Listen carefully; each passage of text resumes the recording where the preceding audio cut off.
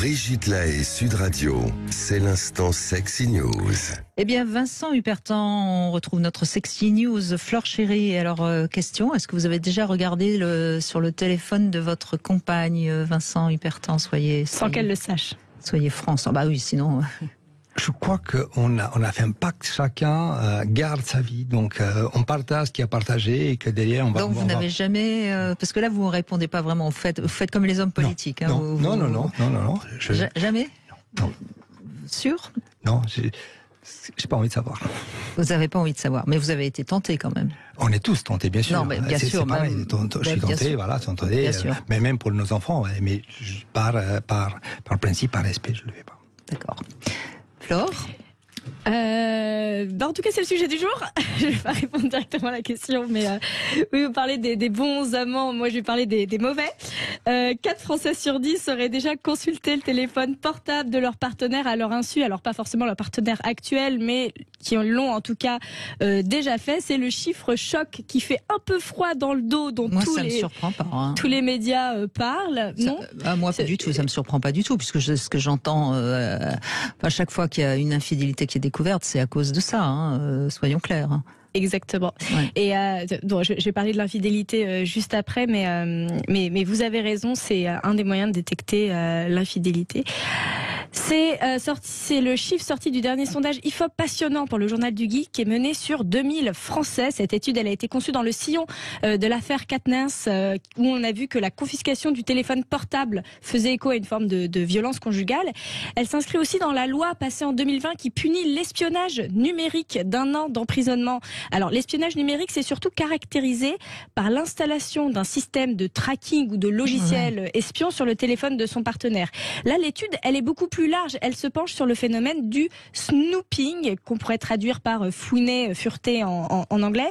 Et cela englobe toutes les techniques de surveillance numérique de son conjoint via son propre téléphone portable. Alors, ça va de regarder les SMS et les photos, en passant par écouter les conversations téléphoniques dans le dos, jusqu'à le plus grave, installer carrément un logiciel espion sur le téléphone de son partenaire.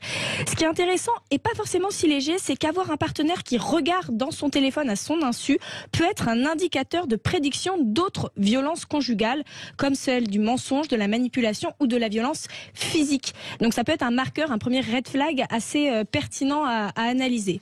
Ce phénomène plus général de snooping, donc de furetage dans le téléphone de l'autre, il est un peu plus fort également chez les femmes que chez les jeunes. Chez les hommes, ça veut dire que les femmes vont plus aller voir. Un peu plus chez les femmes que chez les hommes, et chez les jeunes que chez les personnes plus âgées. C'est un peu surprenant, j'aurais pas... Ah non, ça m'étonne pas du tout. Mais non, parce que ça confirme que c'est corrélé à l'infidélité. L'infidélité, on sait qu'elle est un peu plus masculine que féminine aussi, si on veut toujours genrer un petit peu les comportements, et que c'est un des moyens de démasquer cette infidélité. On confirme ces doutes pour le partenaire qui cherche dans 1 cas sur 2. Donc une personne sur 2 qui a fureté dans le téléphone de son partenaire a trouvé quelque chose de pas cool. Alors ça pouvait être une infidélité, mais pas que. On peut s'apercevoir que son partenaire médit sur soi, donc raconte des horreurs dans son dos, ou alors qu'il fait des dépenses excessives d'argent dont on n'était pas du tout au courant. Donc ça montre aussi, et pourquoi est-ce que ça touche les jeunes, que la communication honnête et sincère semble devenir pour les jeunes générations un passage obligatoire à l'heure où son téléphone portable collecte un nombre incalculable de preuves de sa vie privée. Moi, je trouve ça intéressant car cette étude, elle étudie un continuum de différentes pressions et de différents moyens de surveillance numérique du couple qui sont très nouvelles finalement dans nos intimités et sur lesquelles on ne sait pas toujours bien comment se positionner, en particulier comment discerner la violence en fait de cette intrusion dans sa vie intime de peut-être la simple volonté, pourquoi pas légitime, de remettre de l'honnêteté dans son couple. Savoir que les entorses à nos intimités numériques existent, qu'elles sont protéiformes, ça permet de les nommer, de mieux les anticiper et surtout de mieux pouvoir mettre du sens dessus pour vivre de façon plus apaisée nos relations affectives. Oui, mais c'est vraiment... alors moi, je suis pas surprise non plus. 40%, ça me paraît pas... j'aurais presque dit 50% moi de toute façon. Mais ce que je trouve étonnant, et je sais pas si vous l'avez remarqué, on a autour de soi beaucoup de gens qui ont évidemment... Enfin, tout le monde a son téléphone évidemment, mais je suis toujours étonnée du nombre de gens qui mettent un code pour aller sur leur téléphone. Moi j'ai pas de code, je vais sur mon téléphone, j'ai pas chaque fois besoin de me faire le code.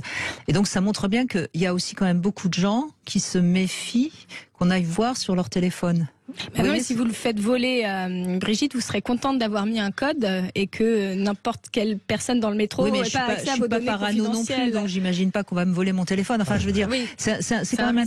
Mais après, pourquoi pas mettre un code, je peux comprendre, mais ça m'a toujours surprise du nombre de gens, pratiquement tout le monde met un code sur son téléphone, et donc ça veut bien dire que tout le monde, quelque part, a tendance à pas avoir envie que on aille voir sur son téléphone, vous voyez, donc c'est l'histoire de la poule et de l'œuf, peut-être, mais...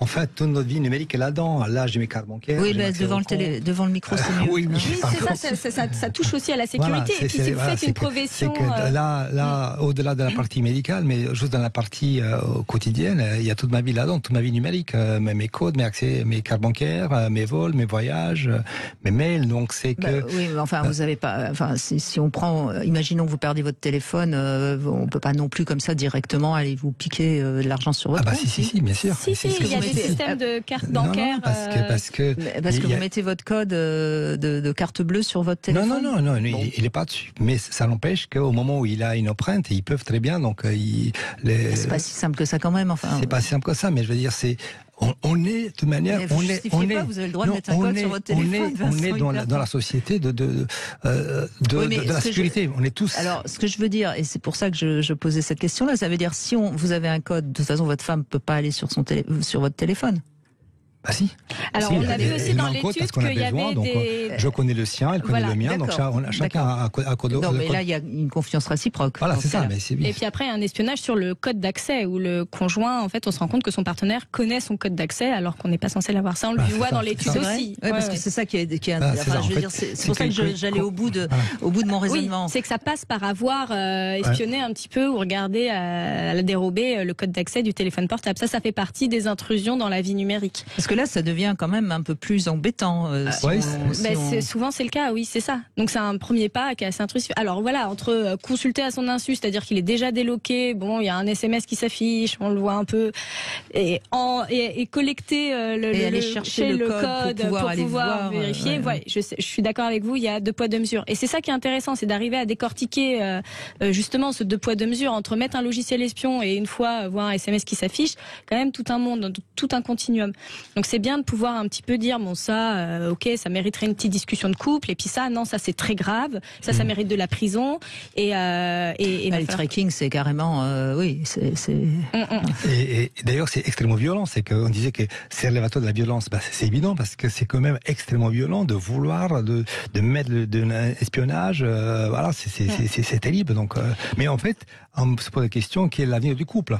Parce qu'au moment où il y a un qui fait ça, le couple, en principe, on sait qu'il va pas vraiment très loin. Il y a des couples qui vont mal. Ce qui est intéressant aussi, c'est que dans les foyers de femmes victimes de violences conjugales, ils retirent parfois le téléphone, ils en mettent un autre parce qu'ils savent qu'il y a un pourcentage pas négligeable de mecs qui, en fait, ont déjà mis des trucs d'espions sur le téléphone parce qu'on est déjà dans un cadre de grosse violence et d'un couple qui va très très mal. Ça a déjà été anticipé par les foyers, ce que je trouve plutôt une bonne chose. Ça montre bien à quel point notre téléphone devient une sorte d'organe supplémentaire qui est relié à nous, quoi. C'est mon cerveau numérique en quelque part. C'est mon cerveau aussi. Oui. C'est triste. C'est ça, mais c'est ça. Ma boussole, mon GPS. Je ne peux plus lire le son, quoi. Donc je suis d'accord. On s'en sert pour tout, même pour un réveil matin. Enfin, ça devient et ça va aller. Et c'est addictif. Parce qu'on est tous addicts aussi, entre autres. Je ne sais plus combien de fois par jour on regarde son téléphone, c'est énorme. Et puis ça va aller en s'aggravant parce que de toute façon il va devenir de plus en plus performant. Donc, et il paraît que ça change aussi dans le cerveau les câblages du cerveau, notamment au niveau des doigts. Il paraît que la zone qui représente les doigts dans le cerveau est en train d'augmenter. Enfin, parce que justement on est tout le temps en train de tapoter. C'est comme tous les métiers, celui qui joue au piano, le pianiste est excessif. On a des erreurs d'humain, voilà, c'est la même chose parce que du coup on fait que ça. Et à l'avenir il y aura aussi l'arthrose du pouce. L'arthrose du pouce. Oui, j'avais compris, Vincent. Je ne pensais pas à la masturbation. L'arthrose. Merci Flore Chéri, c'est une enquête intéressante, en effet. Voilà, merci beaucoup. Et puis je rappelle que on peut vous retrouver également sur union.fr puisque vous travaillez également pour ce magazine qu'on ne présente plus dans cette émission en tout cas. Merci Flore. Merci beaucoup.